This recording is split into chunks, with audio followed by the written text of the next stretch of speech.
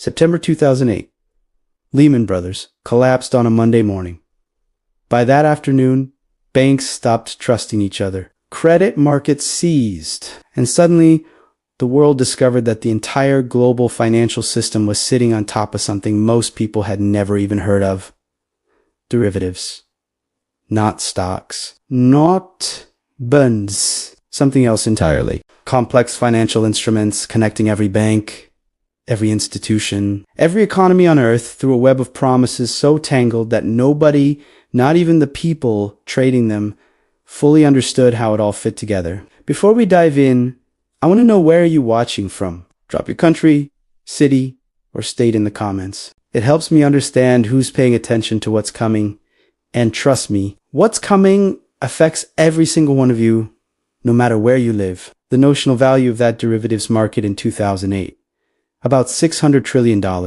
That's 4 times larger than the entire global economy. When Lehman fell, pieces of that web snapped. AIG, one of the largest insurance companies in the world, nearly collapsed within 48 hours because of derivatives exposure. Banks that looked completely safe on paper turned out to be one counterparty failure away from insolvency. The system came within hours of complete breakdown. Not days.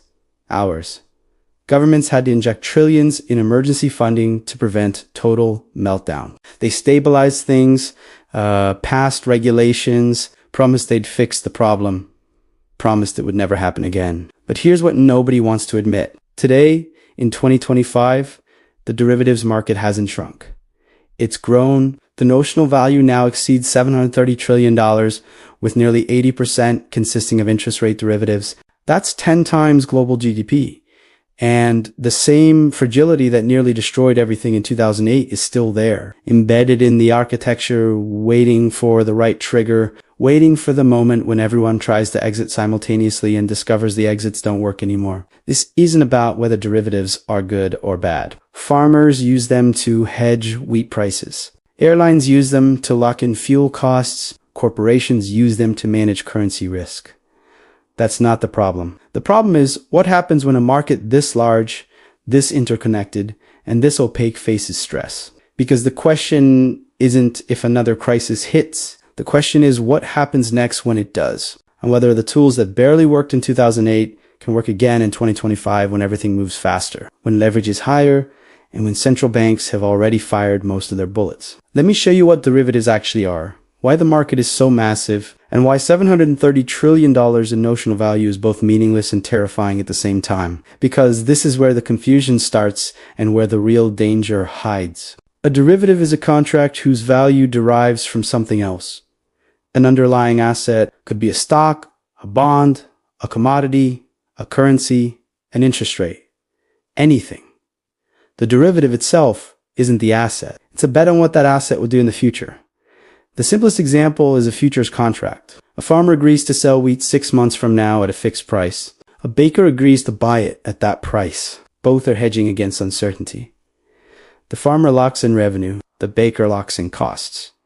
That's a derivative. A contract based on the future price of wheat.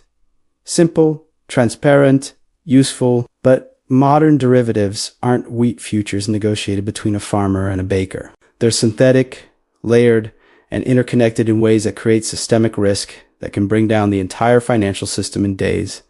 The 4 main types dominate the market. Interest rate derivatives. These are bets on whether interest rates will rise or fall. A company with a floating rate loan might swap it for a fixed rate to avoid risk. Banks, hedge funds, and institutions use these constantly. They account for about 80% of the derivatives market. That's $580 trillion in notional value tied to interest rate movements. Currency derivatives, bets on exchange rates. A multinational corporation might hedge against the dollar strengthening or weakening. Airlines hedge fuel costs priced in dollars. Importers and exporters use these to manage risk. Commodity derivatives, contracts based on oil, gold, wheat, natural gas. These are relatively straightforward compared to the others. And then credit derivatives. These are the dangerous ones, the ones that broke the system in 2008. They're bets on whether a borrower will default. Credit default swaps, collateralized debt obligations, synthetic CDOs. These don't hedge real risk. They create synthetic risk. You can bet on defaults without owning the debt. You can bet on bets on defaults. It's leverage stacked on leverage. And when it unwinds fast. Now here's the part that confuses people and causes them to dismiss the risk entirely. The notional value, when you hear $730 trillion in derivatives, that's notional value. It's not money that exists. It's not money at risk all at once. It's the face value of all the underlying assets these contracts reference. Think of it this way. Two banks enter an interest rate swap on $100 million. Bank A pays a fixed rate. Bank B pays a floating rate. The notional value is $100 million, but the actual money changing hands might be $200,000 per year, depending on rate differences. The exposure is tiny compared to the notional value, so $730 trillion sounds apocalyptic, but the real exposure, the amount actually at risk, is a fraction. The gross market value, which measures actual exposure, is around $17 trillion. That's still enormous. 2 times the US economy, but it's not $730 trillion all exploding at once. Here's the problem though. That smaller number assumes everything works. It assumes counterparties can pay when margin calls hit. It assumes markets stay liquid when everyone's trying to sell. It assumes the web of obligations doesn't cascade from one institution to the next like when one thread breaks, when one institution can't meet its obligations, the losses don't stay isolated. They spread through the system like a virus because derivatives are interconnected in ways that nobody fully maps until the crisis hits. Bank A owes Bank B owes Bank C owes Bank D, and Bank A. If Bank B fails, Bank C and D are suddenly exposed to losses they weren't expecting. And they might not have the capital to cover it. They start selling assets to raise cash. That pushes prices down. That triggers margin calls on other derivatives they hold. And suddenly, institutions that looked fine yesterday are insolvent today. That's systemic risk.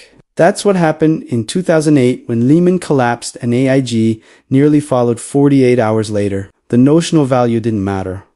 What mattered was the interconnection. The web snapped and the whole system seized up like an engine without oil. So here's why the derivatives market is so massive today. It's not because of speculation alone, though that's certainly part of it. It's because modern finance runs on these instruments. Every major bank uses derivatives to manage risk. Interest rate swaps to hedge bond portfolios, currency forwards to hedge international exposure, credit default swaps to protect against defaults. Without derivatives, banks would have to hold massive amounts of capital in reserve to cover every possible risk. Derivatives let them offload, risk hedge exposure, and operate with less capital. That's efficient in normal times. It allows the financial system to function smoothly, but it creates fragility in crisis. Because when everyone's hedged through derivatives, everyone's connected, and when stress hits, the hedges themselves become the problem. The thing that was supposed to protect you becomes the thing that kills you. The second reason the market is enormous is leverage. Derivatives allow institutions to take huge positions with minimal capital. With some platforms offering 200x to 500x leverage on cryptocurrency derivatives alone, a credit default swap might require only 2% collateral. That's 50 to 1 leverage. If the bet goes right, the returns are massive. If it goes wrong, the losses cascade through the system at a speed that makes 2008 look slow. In 2008, AIG sold billions in credit default swaps on mortgage-backed securities. They collected premiums and assumed the mortgages wouldn't default in large numbers. When they did, AIG owed tens of billions it didn't have. The company would have collapsed in a weekend. The government had to bail them out with $182 billion in taxpayer money because if AIG failed. Every bank holding those credit default swaps would have taken losses simultaneously. The entire system would have collapsed, not gradually, instantly.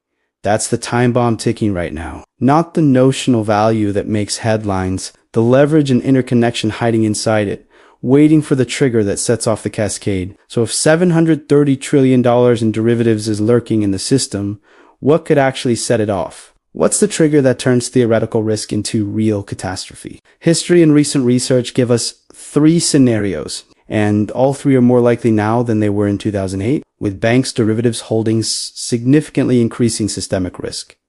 Scenario 1, interest rate shock. Remember, 80% of derivatives are interest rate contracts. Most of those assume rates stay within a certain range or move gradually. Sudden, violent moves are catastrophic. Pension funds use interest rate derivatives for hedging purposes, and in the event of adverse developments, they face liquidity risk from margin calls. In 2022, the Federal Reserve raised rates faster than any time in 40 years, from 0% to 5% in 80 months. That created stress, but it was mostly predictable. Central banks telegraphed every move, giving markets time to adjust. Now, imagine rates spike unexpectedly. A debt crisis forces central banks to raise rates to defend currencies, or inflation surges again, forcing emergency hikes nobody saw coming. Institutions holding interest rate swaps suddenly face margin calls they can't meet. They have to post collateral they don't have. To raise cash, they sell assets. That pushes prices down across the market. That triggers more margin calls on other derivatives they're holding. The cascade begins, and it moves at algorithmic speed. This isn't theoretical. In September 2022, UK pension funds nearly collapsed because interest rate moves forced them to liquidate bond holdings to meet derivative margin calls. The Bank of England had to intervene with emergency bond purchases to prevent a complete meltdown. That was in one country with relatively controlled rate moves.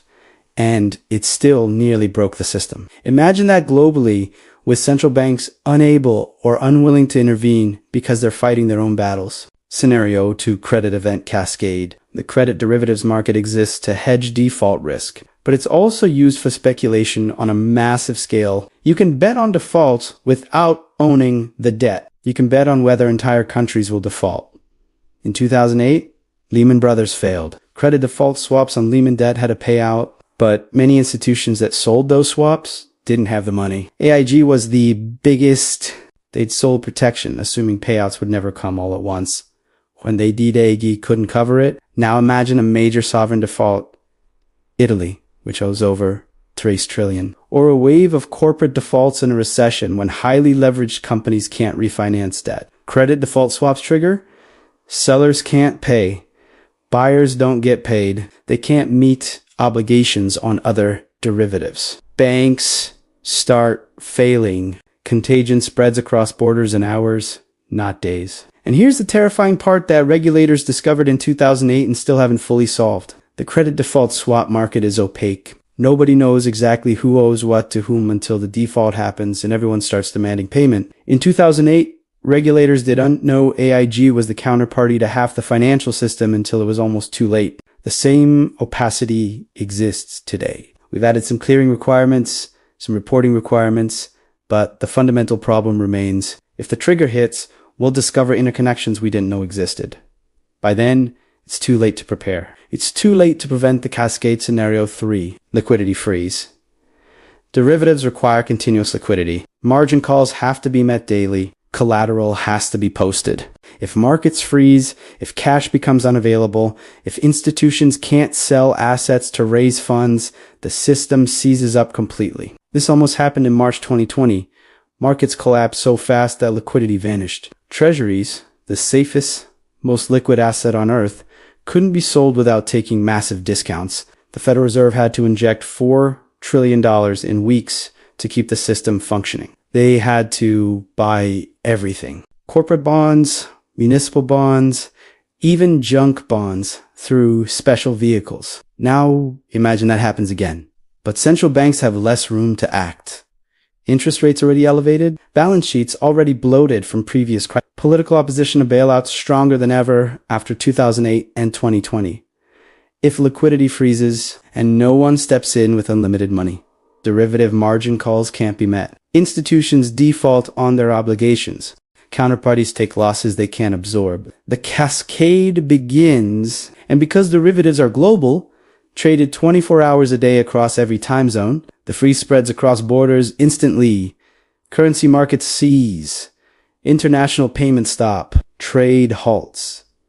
It's not just a financial crisis. It's an economic heart attack. These scenarios aren't distant possibilities invented by pessimists. They're risks embedded in the current system right now. Rising participation of non-bank financial institutions and increased use of derivatives has introduced greater complexity and interconnections, leaving markets susceptible to more stress. Rising geopolitical tension, unsustainable debt levels in major economies, fragile liquidity in key markets, over-leveraged institutions hiding in the shadows. Any one of these could be the trigger, and the derivatives market, sitting on top of everything, amplifies the damage by 10x or 50x or 100x, depending on how much leverage is buried in the system. So what happens next if the bomb goes off? How do governments and central banks respond when a $730 trillion market starts unraveling? The answer depends entirely on how fast it moves. In 2008, regulators had days to react.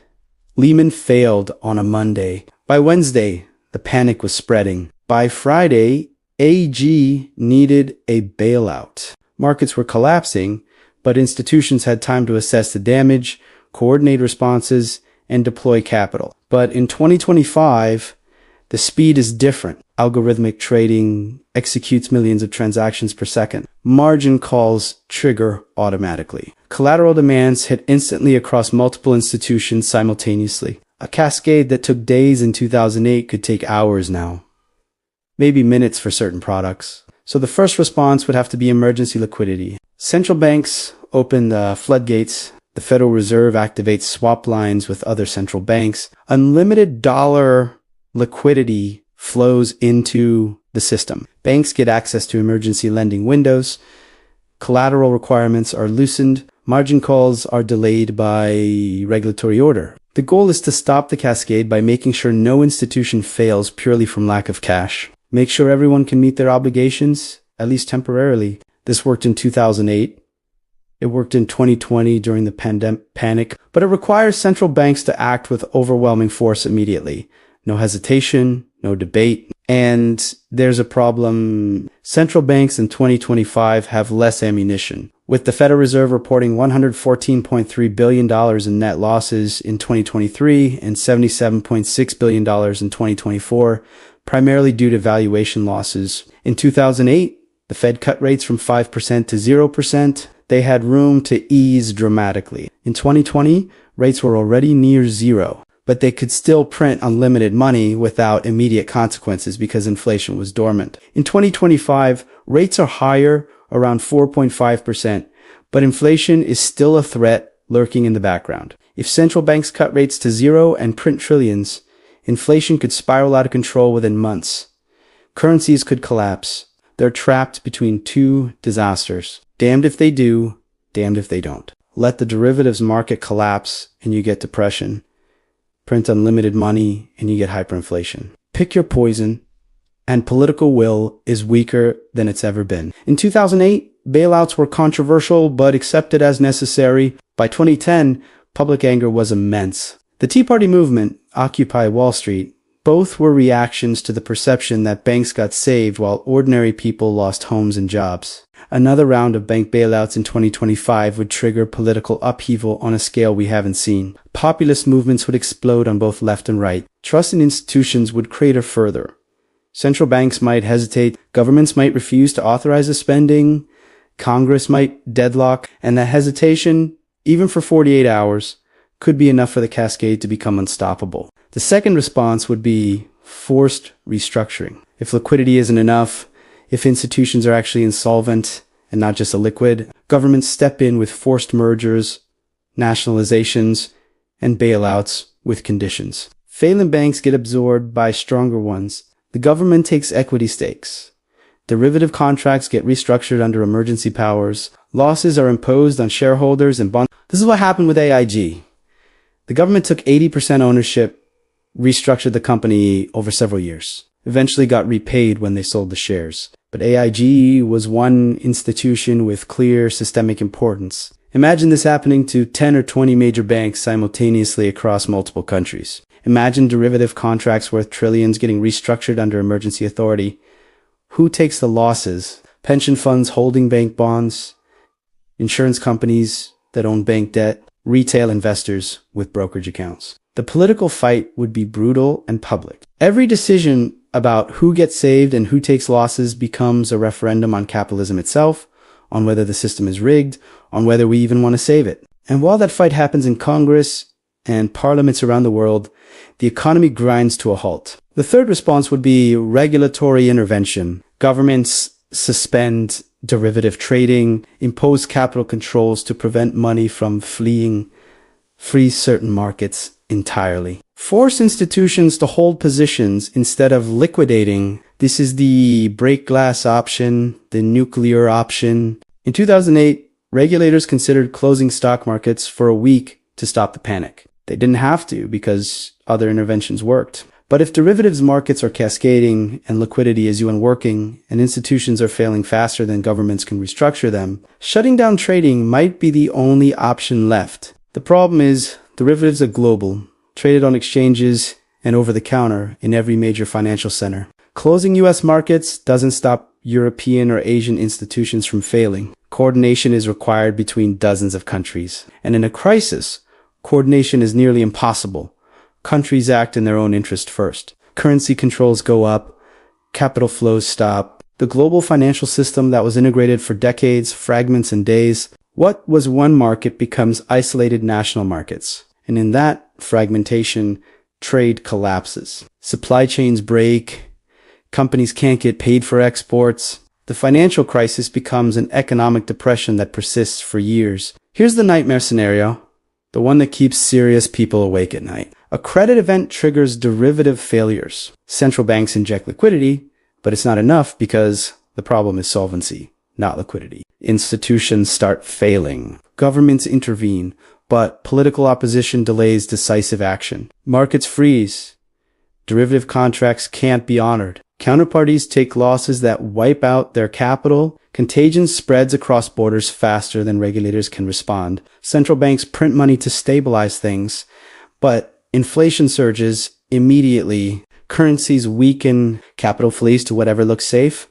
Probably gold and maybe Bitcoin.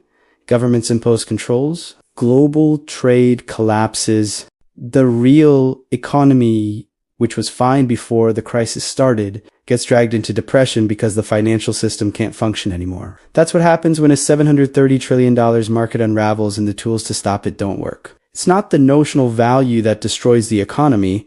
It's the cascade, the interconnection, the ispidi, and the inability of governments and central banks to act fast enough, decisively enough, and globally enough to stop it before it consumes everything. Now, here's what's different between 2008 and 2025.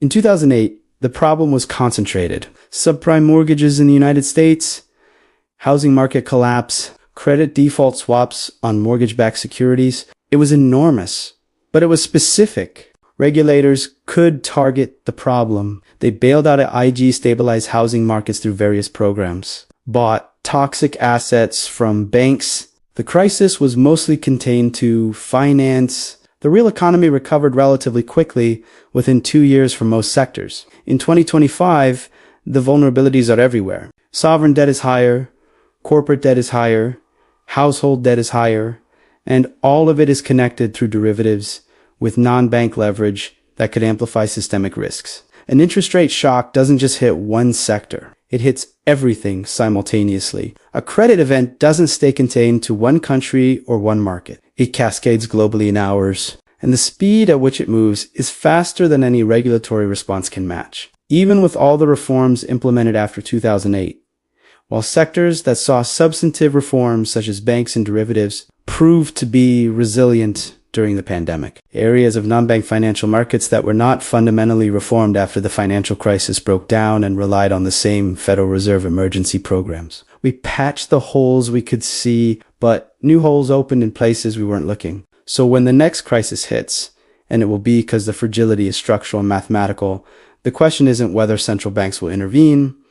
The question is whether intervention works, whether liquidity is enough when the problem is deeper than liquidity, whether governments can coordinate when national interests diverge, whether the tools that barely worked in 2008 can handle a system that's larger, faster, more interconnected, and more fragile than it was 17 years ago. The derivatives market isn't a bomb waiting to explode randomly like some natural disaster. It's an amplifier. When stress hits the financial system from any direction, derivatives amplify it. A 10% loss becomes 50% because of leverage. A single institution failure becomes systemic because of The system is designed to be efficient in calm times, but In crisis, efficiency becomes fragility. Every hedge becomes a liability. Every connection becomes a contagion vector. Every contract becomes a potential default. And the $730 trillion notional value, which seemed abstract and irrelevant when markets were calm, suddenly becomes the measurement of how many promises are about to break simultaneously. So what happens next? Maybe nothing. Maybe the system holds. Maybe we get lucky for another few years. Maybe central banks act fast enough.